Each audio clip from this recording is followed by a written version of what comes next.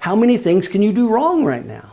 And what do chiropractors typically do wrong? Well, there's a few things that they definitely do wrong all the time. Number one is they go after, I'll tell you the big one. The big one is gateways. They violate gateways. They start talking about things that people don't buy chiropractic with. That's the number one thing you can do wrong. Number two is they talk about wellness care. Nobody buys wellness care. That's a target market for chiropractic. Middle, lower class blue collar people don't buy wellness care. They buy problems. And in over 600,000 visits a year, how many patients have I had come through that door did not have a problem, that just wanted to feel better and live an optimal life and their immune system function better? Zero. Zero. Not one.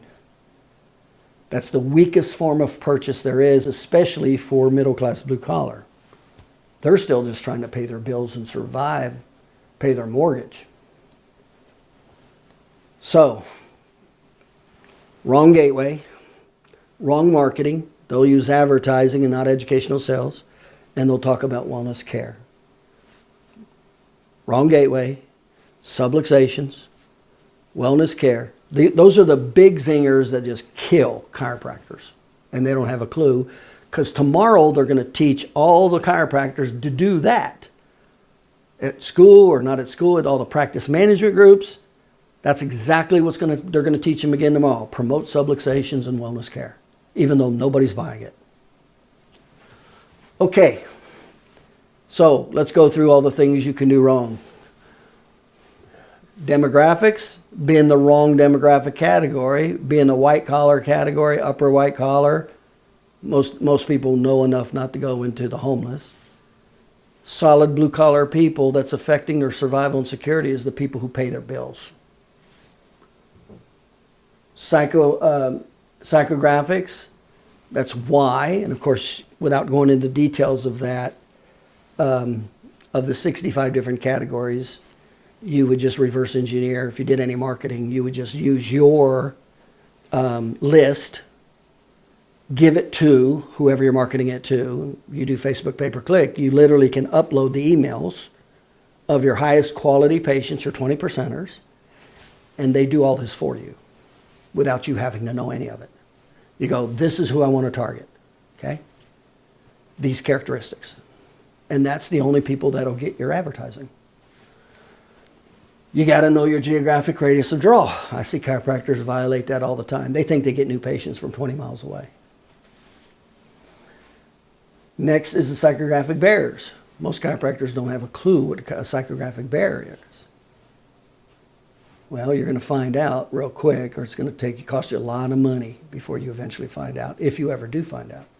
So you have to know this fast, because all your marketing starts with your geographic radius of draw, psychographic barriers. That's where all marketing starts. You got to know your northern, southern, eastern, western boundaries, period. And you got to stay in those. Gateway, that's a huge one. That's a huge one. You don't even see chiropractors advertising for back pain anymore, or neck pain. Now it's to increase their immune system and, everything that nobody buys chiropractic for. That's a big one. That's a major problem in chiropractic.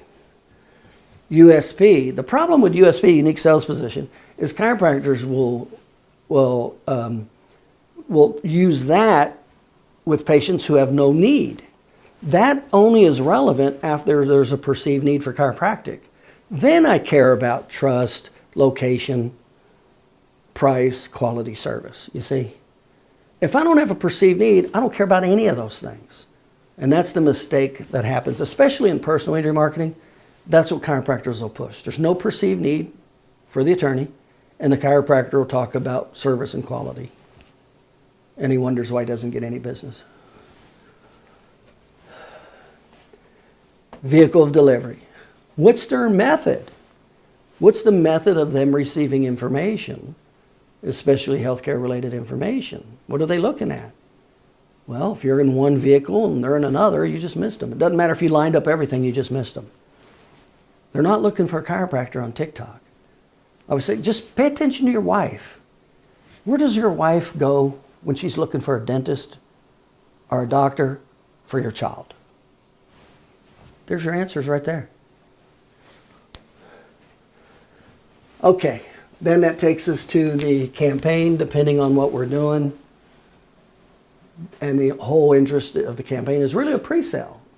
It's multiple contacts to stir awareness, interest, and desire, increase trust, decrease defenses. That's what that's about. It's multiple contacts. You put this in front of a target market, you've got gold. You're heading in the right direction fast. Now you got to decide what kind of marketing you're going to do. Are you going to do publicity, advertising, or educational sales? Well, I'm going to do advertising if I'm going after the 8% that's looking for a chiropractor.